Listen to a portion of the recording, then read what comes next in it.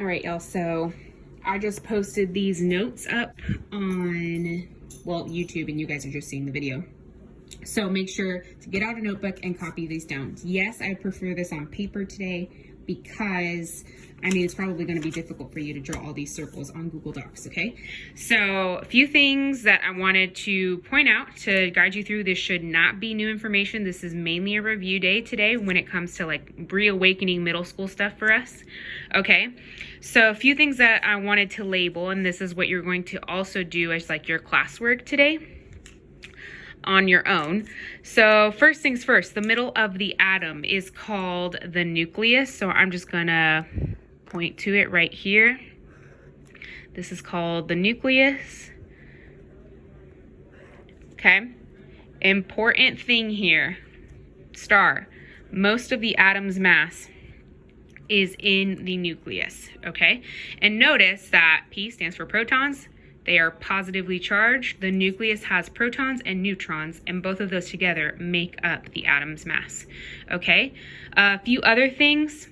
There are not actually clouds in here. This is just me putting a little reminder for you. It's just an image to help remind you that these outer layers, just outside the nucleus, is called the electron cloud,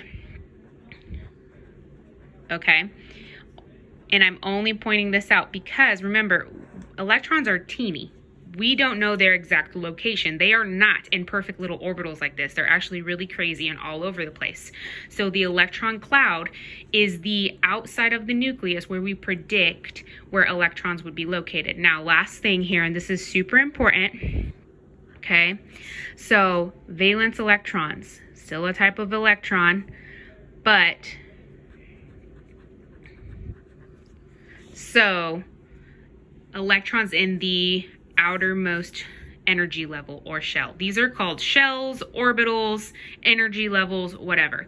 But these electrons right here are what determine the reactivity, how energetic or non-energetic these atoms are. And we'll get to that more once we get to the periodic table, but that's really important that you remember valence electrons. Now copy down these notes. So we have protons located in the nucleus, have a positive charge, easy. Protons, positive, okay?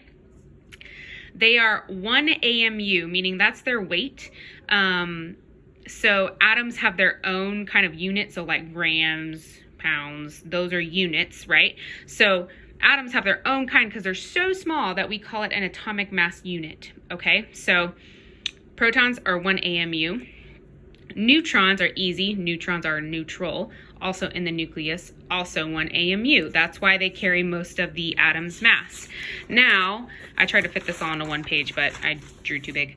So electrons located in the electron cloud, they are less than 1 AMU. Those are small. They are the smallest subatomic particles, okay? And then they are a negative charge. And then valence electrons, what we just talked about, located in the outermost energy level, and these determine the reactivity of the atom. Now, what are all of these parts called that we just talked about? Overarching term here. These are called, and I'll start it here, hold on. So these are called subatomic particles. Okay? All protons, neutrons, electrons, all those sub meaning below, like what does a submarine do? So subatomic, below the atom particles are protons, neutrons. So whenever you see that term or whenever I talk about it, I'm talking about protons, neutrons, electrons, everything that is in the atom. Okay? Hope this helps, guys. Complete your diagram, and that's all for today.